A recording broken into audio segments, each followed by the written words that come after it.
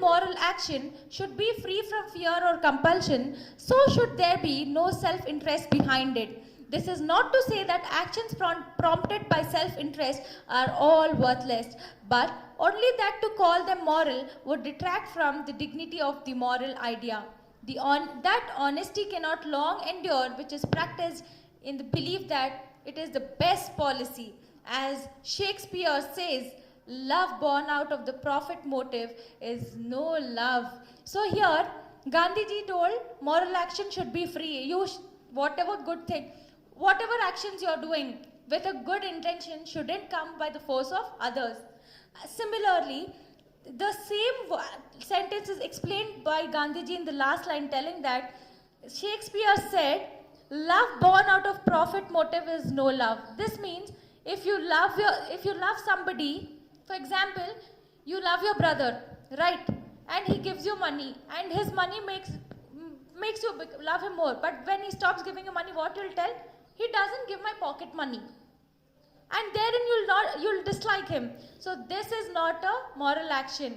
Without thinking any self-interest, without thinking about your profit, you do something good to others is called as a good action. Understanding? Yes. Just as an action prompted by the motive of material gain here on earth is non-moral, so also another done for considerations of comfort and personal happiness is another world is non-moral. That action is moral which is done only for the sake of doing good. As I explained you in the previous paragraphs, only for the sake of good is considered as a moral action. Not for the sake of showing off, gaining prestige and gaining that pride from everybody is not a moral action. That action is moral which is done only for the sake of doing good. A great Christian, Saint Francis Xavier, passionately prayed that his mind might always remain pure. So he is telling about a person who always prayed that never he'll bring bad thoughts to his mind. As we all pray, right? To Allah, telling that, please save me from badgumani, bad thoughts. Understanding? Yes. For him, devotion to God was not for enjoying a higher seat after death. See how well Gandhiji has explained. For this Saint Francis Xavier, praying to God was not only to get the highest position in after death, that is in the heaven. Rather, it was, let's see what it was for. He prayed because it was man's duty to pray. Yes, it is our duty to pray, right? It is a compulsion for us to pray. Then only we can become closer to God. The great Saint Teresa wished to have a torch in her right hand and a vessel of water in her left, so that with one she might burn the glories of heaven and with the other extinguish the fires of hell. So here, see how well. So here, what Mahatma Gandhiji has told us about the great Saint Teresa. What is told by him is also given in our hadith about Hazrat Rabia Basri, right? She told that whatever we do is to please Allah. So hence, the same thing is told here. That is, Saint Teresa wished to have a torch in her right hand and a vessel of water in left hand, so that with the one she might burn the glories of heaven and with the other extinguish the fires of hell. Understanding that one hand will be having a torch, other hand water, so that with the help of water, the fire, she can extinguish the fire of hell. Fire, what is the very first thing when you hear about fire? Hell, right? Yes. And what is the thing when you get something shining, pleasant? That's heaven. So here Gandhiji is clearly telling, and even our hadith tells, whatever you do for the sake of Allah, and then in turn you'll get good result.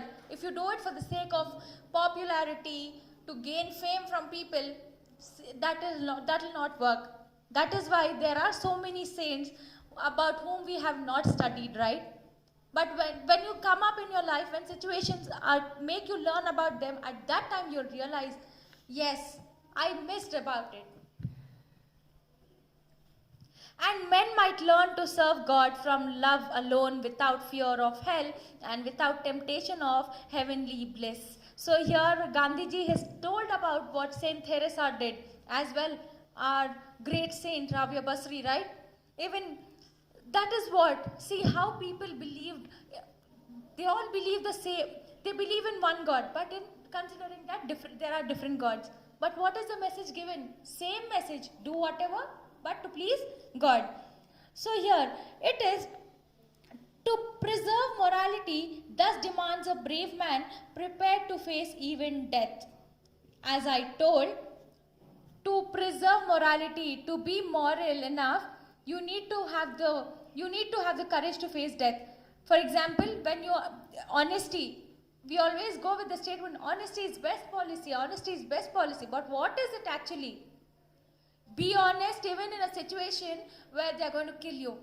So this is the best example to know that if moral actions, you need to preserve your moral action even when you're facing death. Understanding? Yes, it is cowardice to be true to friends and to break faith with enemies. Who is a coward? The one who will not speak in front of you is a coward. So here writer is telling it's cowardice to be a true friend, to be true to friends and to break faith with enemies.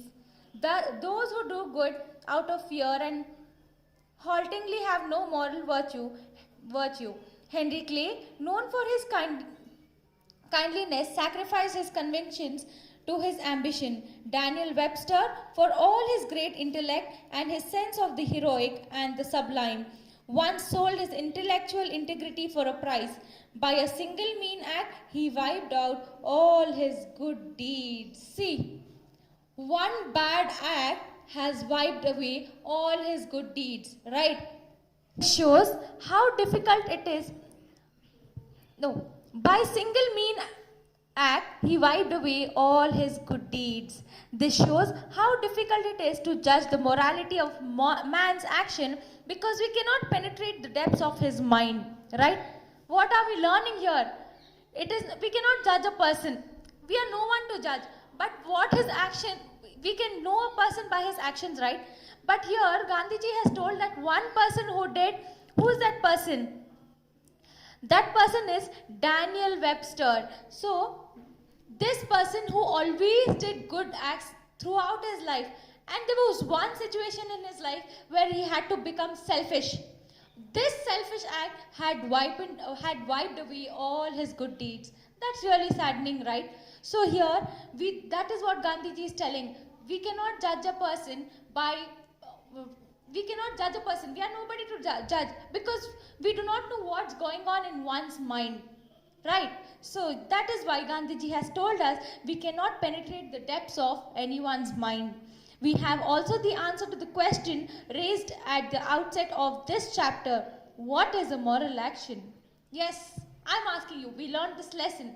What did you understand? What is a moral action? Doing actions for the sake of good and for pleasing the Creator is a moral action. Understood? And incidentally, we also saw which kind of men could live up to that morality. And we also saw that read so many examples, and out of these examples we saw which man was moral. For example, two men who went and did helped the needy. Again, the king who wanted to save his kingship and does good action in only to save his kingship. He was mean. And again, we saw that about great saints, and the last one about the Daniel Webster. Understood? So in our further lives also, we'll do all our works and actions with the good intention so that our Creator is happy and as well as the creation is happy with what we are doing. Understood? Yes. Thank you so much.